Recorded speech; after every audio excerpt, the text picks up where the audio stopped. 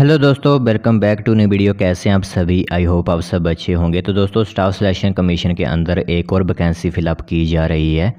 तो सोचा हिमाचल प्रदेश के युवाओं को भी इसके बारे में इन्फॉर्म कर दें, क्योंकि काफ़ी लोग हैं हिमाचल प्रदेश के, वो इस तरह की पोस्ट भरने के लिए काफ़ी उत्सुक रहते हैं।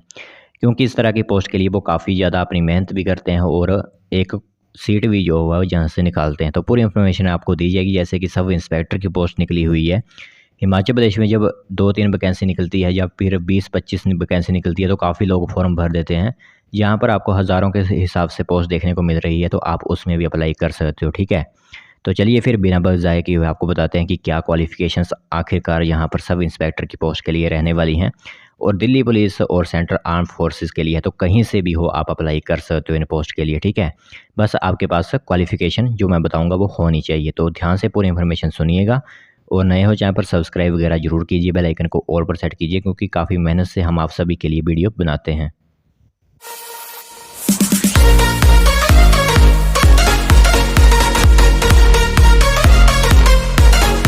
तो दोस्तों, यहाँ पर देख सकते हो ऑफिशियल नोटिफिकेशन आप सभी के सामने इस टाइम दिख रहा होगा। सबसे पहले महत्वपूर्ण डेट्स के बारे में आप सभी को अवगत करवाते हैं। तो 22 जुलाई 2023 से फॉर्म भरना स्टार्ट हो चुके हैं और 15 अगस्त 2023 तक आप सिंपल अप्लाई कर सकते हो। ठीक है, इसी के साथ कोई अगर आपकी गलती हो जाती है फॉर्म भरने के टाइम, तो 16 अगस्त से लेकर 17 अगस्त तक आप उसकी करेक्शन भी कर सकते हो, बट उसके लिए आपको चार्जेस अलग से देने होंगे। एक गलती के लिए आपको 200 रुपया यहाँ पर देना होगा। तो जब फॉर्म भराएं, यह ध्यान रखना कि ठीक तरह से आपके फॉर्म भरे होने चाहिए। Schedule of computer based examination की बात करें तो अक्टूबर महीने में आपका कंप्यूटर बेस्ड एग्जामिनेशन जो है वो हो जाएगा। ठीक है, इसी के साथ जो सब इंस्पेक्टर जीडी इन अप्लाई करेंगे उनके लिए ग्रुप वी नॉन गेजेटेड की पोस्ट होगी और 35,400 रुपये से लेकर 1,12,400 रुपये का तक आपकी सैलरी जाएगी। इसी के साथ जो लोग सब इंस्पेक्टर एग्जीक्यूटिव में फिलअप करेंगे अपनी पोस्ट, उनके लिए 35,400 रुपये से लेकर 1,12,400 रुपया ही सैलरी रहने वाली है। तो सबसे ज़्यादा पोस्ट आपको देखने को मिलेगी सब इंस्पेक्टर दिल्ली पुलिस के अंदर। ठीक है, दिल्ली पुलिस के अंदर मेल की 109 पोस्ट जो है वो रहने वाली हैं। बाकी अपनी कैटेगरी के हिसाब से आप खुद जो है वो अपना डिनोट कर लेना। फिर सब इंस्पेक्टर एग्जीक्यूटिव फीमेल की 53 पोस्ट होंगी। तो मेल और फीमेल अगर हिमाचल प्रदेश से दोनों देख रहे हैं तो वो सिंपल अप्लाई कर सकते हैं। अब हमारे जो युवा sub inspector GD in central arm forces में भरना चाहते हैं, जैसे कि BSF, CISF, CRPF, ITBP, SSB, तो वो भी अप्लाई कर सकते हैं। कुल पोस्ट यहाँ पर देखें तो 1,714 पोस्ट यहाँ पर आपको देखने को मिल जाएंगी। ठीक है, तो काफ़ी बड़ी पोस्ट यहाँ पर देखने को मिलेंगी। सबसे ज़्यादा सीआरपीएफ के लिए 818 पोस्ट यहाँ पर रहने वाली हैं। फिर दूसरे नंबर पर सीआईएसएफ की 630 पोस्ट यहाँ पर देखने को मिल जाएगी। कंपटीशन आपका ऑल इंडिया होगा, बट आप भी इस पोस्ट के लिए अप्लाई कर सकते हो अगर आपके पास एलिजिबिलिटी है तो जैसे कि मैंने आपको यहाँ पर बताया कि इस तरह की पोस्ट निकली हुई हैं आप सभी के लिए। अब यहाँ पर आप इंडिया के निवासी होने चाहिए। एज लिमिट आपकी 1 अगस्त 2023 से ही काउंट की जाएगी। तो 20 से 25 साल जो है वो आपकी एज होगी। तो आप मतलब कब से जो है वो बर्थ आपकी डेट होनी चाहिए, 14 अगस्त 1988। ठीक है, एज लिमिट जो होगी आपकी 1988 से, और मतलब 1998 से छोटा नहीं होना चाहिए और 2003 से बड़ा नहीं होना चाहिए। ठीक है, इस तरह जो है वो आपकी यहाँ पर एज काउंट की जाएगी। बाकी रिलैक्सेशन तो सभी को बताया, SC/ST को 5 साल की और OBC को 3 साल की यहाँ पर दी जाती है रिलैक्सेशन। आगे यहाँ पर महत्वपूर्ण जो हमारे पॉइंट्स हैं, क्योंकि मेन पॉइंट्स से हम आपको बताते हैं। फिर आती है हमारी एसेंशियल क्वालिफ़िकेशन। तो एसेंशियल क्वालिफ़िकेशन हमारी होती है बैचलर डिग्री। ठीक है, अगर आप BSc, BA, BCom कोई भी अगर BSc, BCom आप कर चुके हो या फिर इसके बराबर कोई आपके पास डिग्री है, कोई BTech वगैरह वगैरह जो भी होती हैं, तो आप अप्लाई कर सकते हो। 15 अगस्त 2023 तक आपका रिज़ल्ट आया होना चाहिए, तो भी अप्लाई कर सकते हो। 2023 वाले भी अप्लाई कर सकते हैं, क्योंकि पहले अप्लाई नहीं हो रहा था, बट 1-2 दिन से यह प्रोसेस जो है वो चल पड़ा है।